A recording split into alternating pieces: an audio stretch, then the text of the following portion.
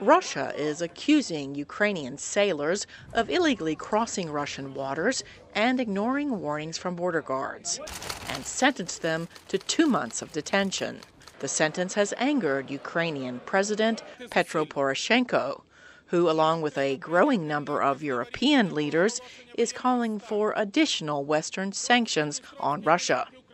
In Washington, State Department spokesperson Heather Nauert also condemned Moscow's actions. It's a dangerous escalation on the part of Russians' continued aggressive behavior against Ukraine. The United States continues to support Ukraine's territorial integrity.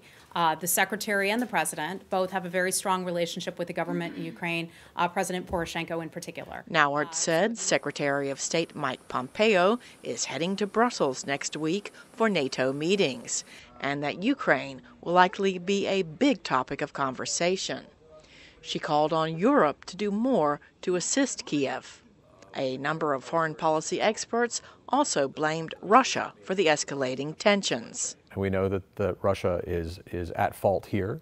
We know that they're still holding Ukrainians essentially as hostages, which is beyond any definition of acceptable behavior by a modern civilized state. Sorochok said Moscow has been trying to destabilize Ukraine for the past 5 years. They're trying to show another example of how Ukraine is unable to protect its borders and is an illegitimate regime or an illegitimate government. And it's just another, as I said, another building block in Moscow's narrative that Ukraine, democratic Ukraine, cannot be allowed to survive and prosper. Some experts warned the tensions could spiral out of control. If President Poroshenko, knowing he has elections coming up, if he thinks it'll be very popular to retaliate, then one thing could lead to another, and we could have a major war on our hands.